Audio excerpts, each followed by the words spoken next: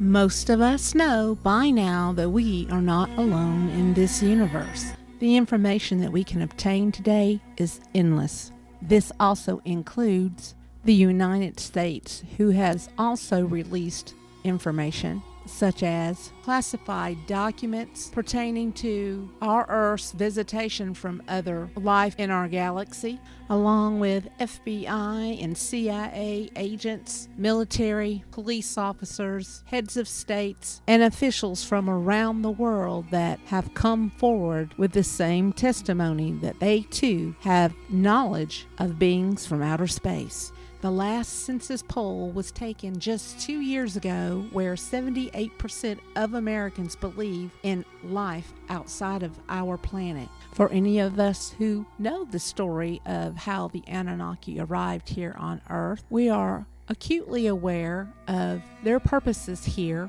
in their search for gold and how they taken their DNA and crossed it with the hominids of this planet to create a workforce that they enslaved to serve them in the collection of this gold. They set themselves up as gods, demanded worship, and unquestionable devotion to their wants and needs. They brought to this planet some of the most horrific treatment that, as human beings, we have ever received. Not only were they fighting amongst themselves when they arrived here, they included human beings in their wars and made us choose sides by which god we would show devout loyalty.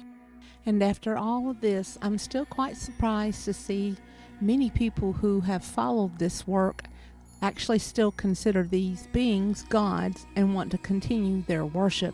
I don't understand that.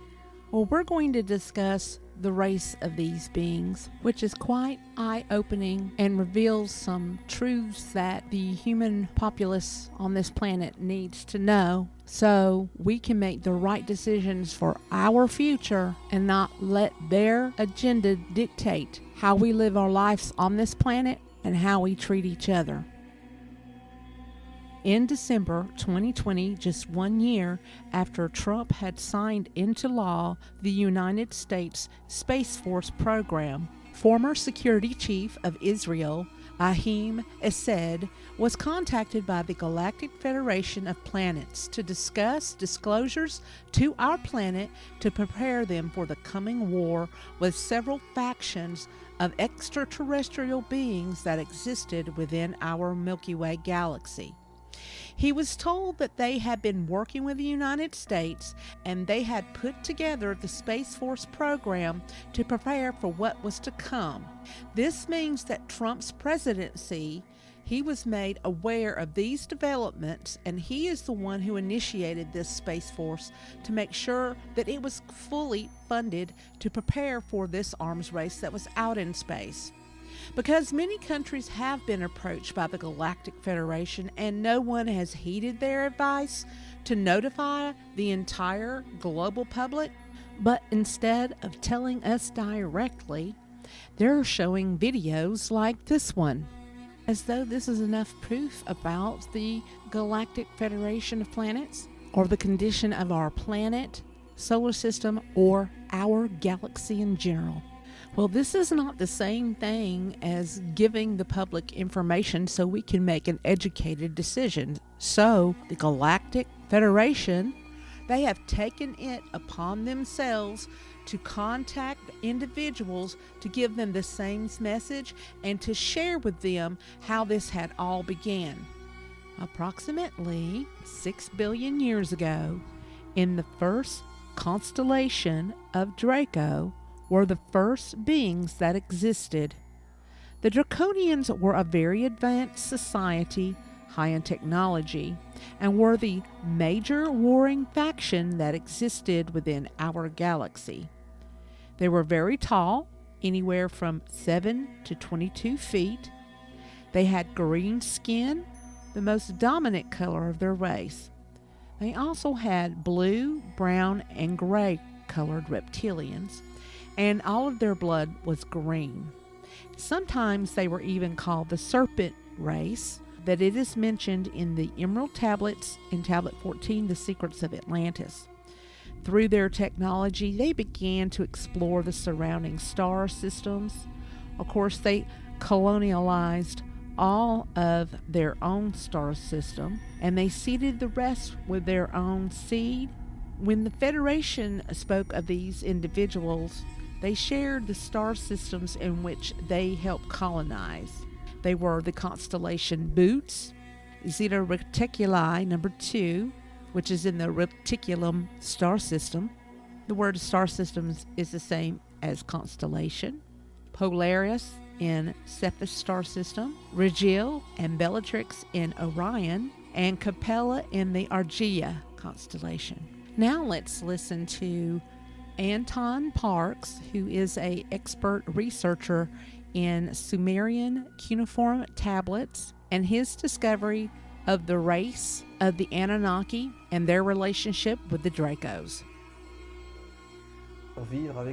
They also found themselves having to live with the Nungal,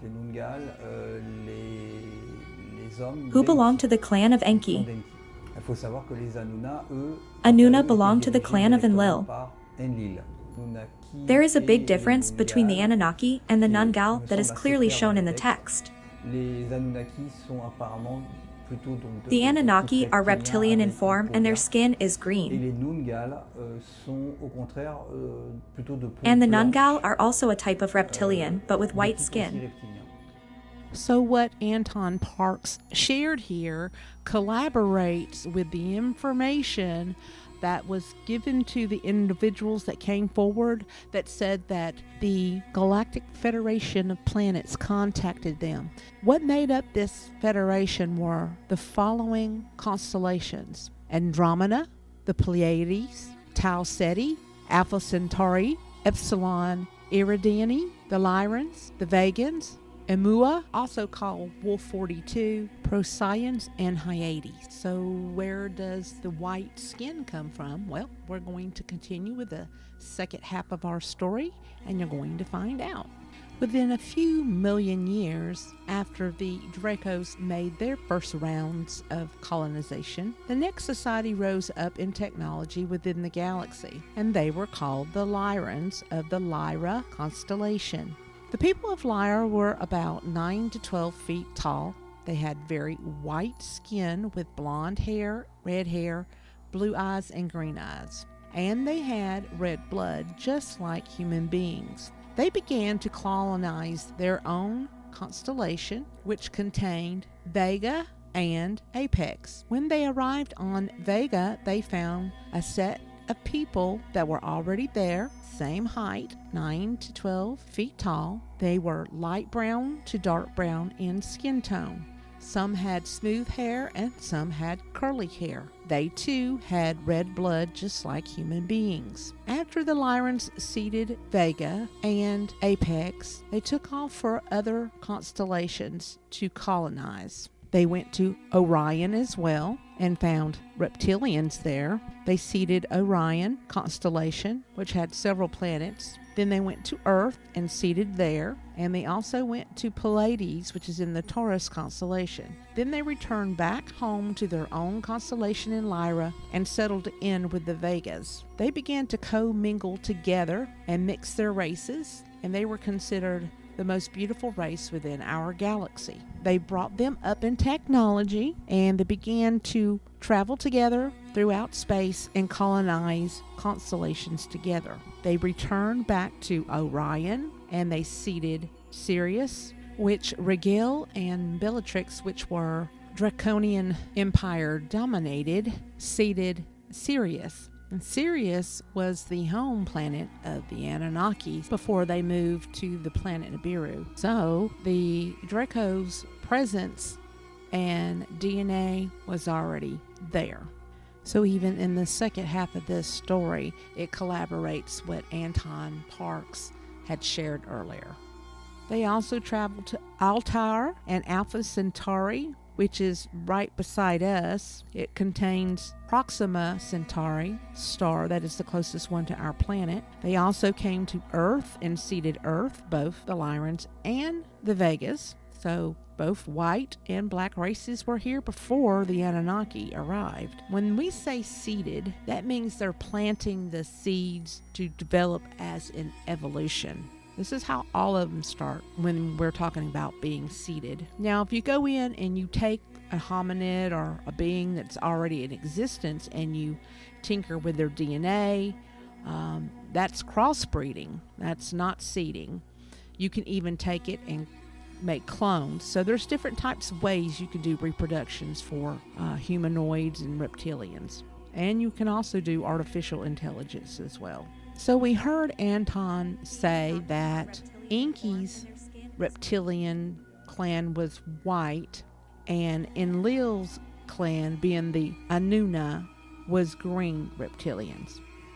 However, it is my opinion that even though Enki's descendants may have looked like the Lyrans, more Caucasian, including his wife, which we're going to reference here in just a moment, all pictures and references show that Enki inherited the green gene from the Dracos, because every depiction we see of him as Osiris and Poseidon, he is a green bluish color, and every single thing that we see that shows what he looked like. Just keep in mind that not all of the Anunnaki are pure blood draconian, but they do have draconian DNA within them, some more than others. Some have more of the inheritance of evilness and darkness within them. Some have more light. So you just got to know how to discern between the two. According to the Federation, there are several draconians that have turned against their own because they don't agree with their agenda.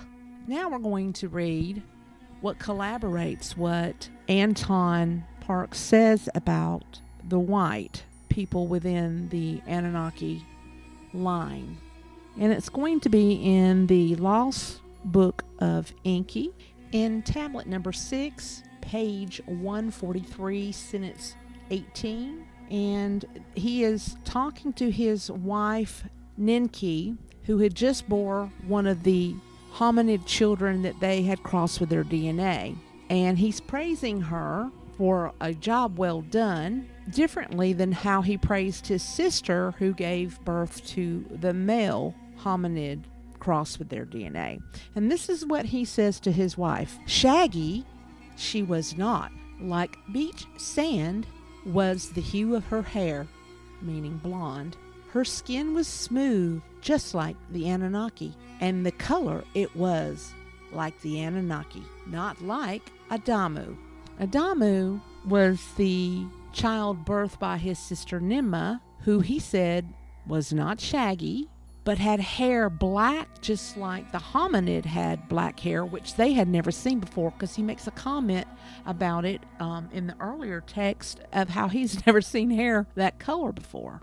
I'd like to add that the Federation also told these individuals that the Dracos were actually on Earth, living underground at this time, before the seeds of Lyra and Vega began to evolve into the hominids that we know. When we look at Neanderthal men, it was more Caucasian, but the ones that ended up in Africa are the Vegas, that were here when the Anunnaki came millions of years later, and that's who they ended up crossing with, was all of the Africans with their genome set.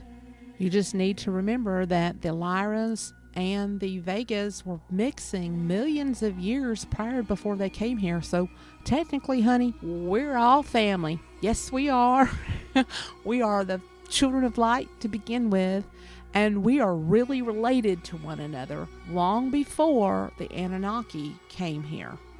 I will be doing a future video about the Galactic Wars, and I will just tell you now what happened was when the Vegas and the Lyrans returned back to their own system, they were embarking together on seeding another planet that had developed within their own star system. But when they got there, the Dracos were there and put tags on their system as their own, and this is what started the war. And from there, the Federation developed, and it goes further into great detail of how it entangled Earth all in this. and why they are coming back today wanting our help, because the Dracos have taken over so much of our galaxy system. And these things are super evil. They're not human. They're non-humans. And I will be explaining all that in the Galactic War series that I do in between doing the Thoth Hierophant school. So I'm quite busy. Well, thank you so much, guys, for listening today. And I hope you learned something. And we will see you again next time. Have a blessed week, children of light. Bye-bye.